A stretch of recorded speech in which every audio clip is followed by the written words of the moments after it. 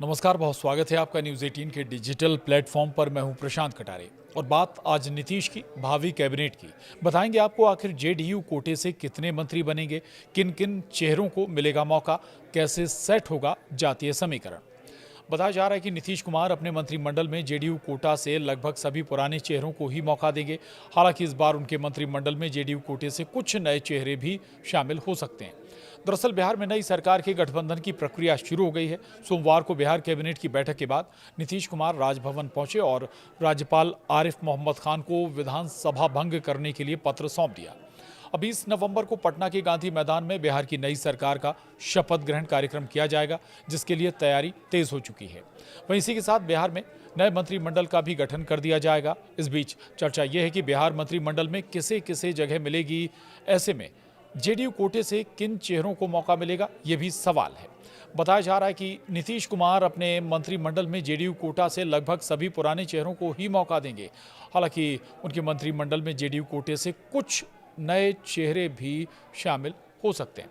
बताया जा रहा है कि सीएम नीतीश कुमार ने जिस तरह से जेडीयू उम्मीदवारों के चयन में सोशल इंजीनियरिंग का बखूबी इस्तेमाल किया था, उसी तरह नीतीश कुमार कैबिनेट गठन में भी जातीय समीकरण को साधते हुए नजर आएंगे। अब ये भी जानिए जेडीयू कोटे से कितने मंत्री बनाए जा सकते हैं। दरअसल नीतीश कुमार सामाजिक समीकरण के लिए जाने जाते हैं। इसकी तस्वीर 2025 में जेडीयू उम्मीदवार की लिस्ट देखने को मिली थी। बिहार चुनाव 2025 में नीतीश कुमार ने तमाम जातीय समीकरण को साध लिया था। अब कुछ ऐसा ही समीकरण अपने मंत्रिमंडल में भी दिखा सकते हैं, जो बेहद दिलचस्प होगा। नीतीश कुमार की पार्टी जेडीयू से इस बार 85 विधायक जीत कर आए हैं। ऐसे में जेडीयू कोटे से 13 या 14 विधायक मंत्री बन सकते हैं।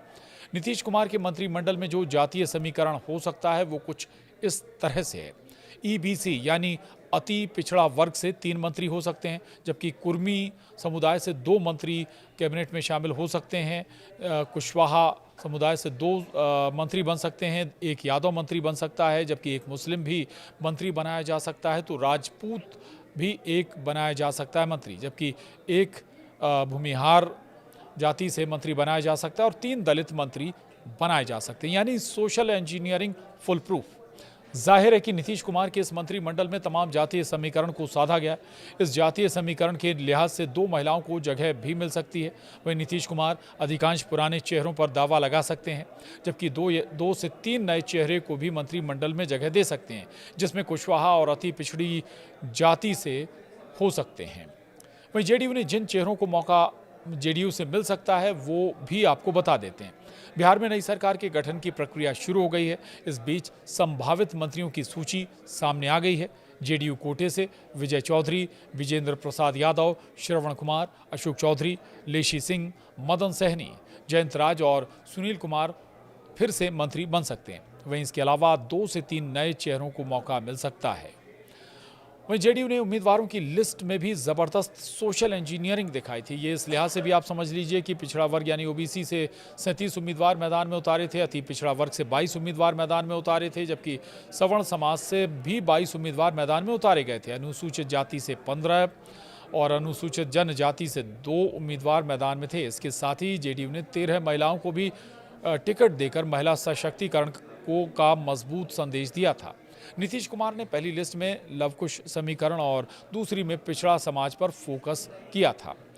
नीतीश की सोशल इंजीनियरिंग का पुराना इतिहास रहा है। नीतीश कुमार के राजनीतिक जीवन की सबसे बड़ी ताकत रही उनकी सोशल इंजीनियरिंग।